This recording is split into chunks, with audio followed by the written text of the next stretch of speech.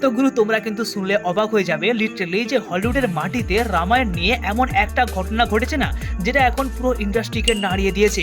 তো হয়েছেটা কি, যে লস অ্যাঞ্জেলসের কমিকরণে যখন রামায়ণের প্রায় 30 মিনিটের একটা গ্লিমস, একটা ফুটেজ দেখানো হয়, তখন আমেরিকার অডিয়েন্স লিটারালি পাগল হয়ে যায়। আর এতটাই ক্রেজি রেসপন্স আসে যে হলিউডের একটি বড় প্রোডাকশন কোম্পানি ওয়ার্নার ব্রাদার এই ফিল্মটাকে আমেরিকাতে প্রায় 4,500 স্ক্রিনে রিলিজ করার সিদ্ধান্ত অলরেডি নিয়ে নিয়েছে। আর যদি তোমাদের কাছে এই নাম্বারটা একদম নরমাল লেগে থাকে, তাহলে তোমাদেরকে একটা সুন্দর কম্পারিজন বলছি, ভালো করে শুনবে।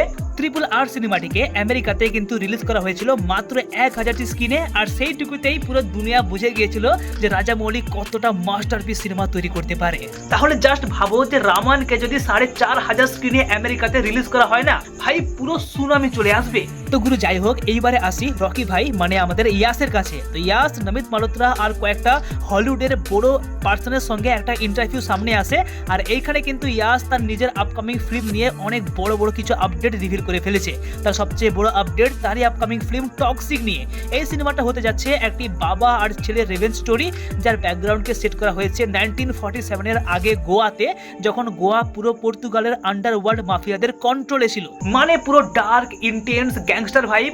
আর হ্যাঁ, এটা কিন্তু কোনো রুমার্স নয়, কোনো রিপোর্ট নয়, বরং রকি ভাই ইয়াস নিজেই কনফার্ম করে দিয়েছে। আর এই পডকাস্টটি রিলিজ হওয়ার পর আমি সোশ্যাল মিডিয়াতে চেক আউট করলাম যে হঠাৎ একটা অ্যানিমেশন, একটা গ্লিমস সামনে এসছে, যেখানে কিন্তু এই টক্সিক মুভির দুই মেন ক্যারেক্টার রায়া আর টিকিট মানে বাপ আর ছেলের মধ্যে একটা স্ট্যান্ডার্ড লেভেলের ইন্টেন্স ফাইট সিকোয়েন্স দেখানো হয়েছে। দেখো সত্যি বলতে কি ভাই, ধুরন্ধর 2 এর জন্য যদি টক্সিক ডিলে হয়েও থাকে, তবুও কিন্তু এই সিনেমাটা কোনো অংশেই কম নয় ভাই। তো যাই হোক, এইবারে আসি জুনিয়র এনটিআর এর কাছে। তো এতদিন প্রশান্ত নীলের সঙ্গে চুপচাপ কাজ করেছিল, কিন্তু ফাইনালি বড় একটি আপডেট সামনে এসছে। জুনিয়র এনটিআর নিজেই তার সোশ্যাল মিডিয়াতে কনফার্ম করেছে যে তার এই সিনেমাটা কিন্তু রিলিজ হবে আগামী বছর 2027 সালের 11 জুন। কিন্তু ভাই একটা বড় টুইস্ট আছে, যে আগামী বছর যাওয়ার আগেই এই বছরে 2026 সালের 20 মে 20 মে রিলিজ হবে এই সিনেমাটার প্রথম গ্লিমস আর অফিসিয়াল টাইটেল। এই নিউজটা কিন্তু বের হতেই সোশ্যাল মিডিয়াতে জুনিয়র এনটিআর ভাই পুরো ট্রেন্ডিং এ চলে আসে। আর দেখো ভাই, টাইমিংটা কিন্তু ভাই পুরো সেই লেভেলের আছে। কেন বলছি, 2027 সালের 5 মার্চ আসছে প্রভাস এন্ড সন্দীপ রেড্ডি ভাঙ্গার much অ্যাওটেড Khatarnak cinema spirit, and তারই ঠিক এক মাস পরে আসছে আমাদের রাজামৌলি এন্ড মহেশ বাবুর সঙ্গে মাচ অ্যাওটেড সিনেমা বারাণসী, আর তার ঠিক 1.5 মাস পরে আসছে জুনিয়র এনটিআর এন্ড প্রশান্ত নীলের এই সিনেমাটা।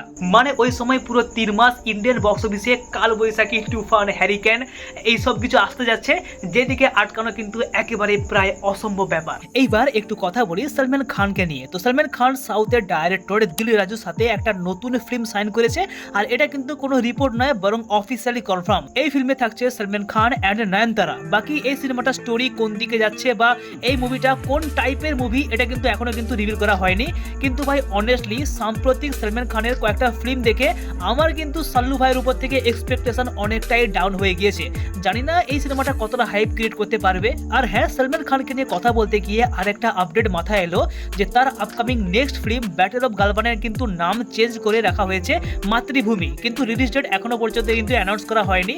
জানি না ভাই সাল্লু ভাইয়ের সঙ্গে 3-4 বছরে কি হয়ে যাচ্ছে, অ্যান্ড ওনার কেরিয়ার কোন দিকে যাচ্ছে আই ডোন্ট নো। বাট যাই হোক, এইবারে আসি ধুরন্ধর 2 এর দিকে। এই ফিল্ম নাকি 10 বছরের পুরনো রেকর্ড ভেঙে দিয়েছে। পুষ্পা 2 আর বাহুবলী 2 কে পেছনে ফেলে এই মুভিটা এখন ইন্ডিয়ার সেকেন্ড হাইয়েস্ট গ্রসিং ফিল্ম তৈরি হয়ে গিয়েছে। তোমরা এই লিস্টটা দেখলে বুঝতে পারবে যে নাম্বার 1 এ এখন ইন্ডিয়াতে আছে দাঙ্গল, নাম্বার 2 তে ধুরন্ধর 2, তারপরে আছে বাহুবলী 2 এন্ড পুষ্পা 2। কিন্তু হ্যাঁ, একটা ইন্টারেস্টিং ফ্যাক্ট রয়েছে, যে দাঙ্গলের বেশিরভাগ কালেকশন কিন্তু ইন্ডিয়া থেকে নয়, বরং চায়না থেকে এসছে। তো যাই হোক, সর্বশেষে আর একটা ইন্টারেস্টিং আপডেট, যে এই কদিন আমি নোটিস করলাম যে সোশ্যাল মিডিয়াতে কিন্তু hashtag Indian biggest superstar trending এ ছিল। গেস করো কে হতে পারে? ইয়েস, আমাদের রেবেল স্টার প্রভাস। কিন্তু প্রভাস হঠাৎ করে ট্রেন্ডিং এ আসছিল কেন, এটা কিন্তু ক্লিয়ার নয়, কিন্তু তার নামে কিন্তু লক্ষ লক্ষ হ্যাশট্যাগ ইউজ করা হয়েছে। তো বাস গুরু লোক, আজকের জন্য এতটাই পপ নিউজ এখানেই শেষ। আর পরে ভিডিওতে আবার দেখা হবে নতুন কিছু আপডেট নিয়ে। আর ততক্ষণ সঙ্গে থেকো টাইম লাইন বাংলার সঙ্গে।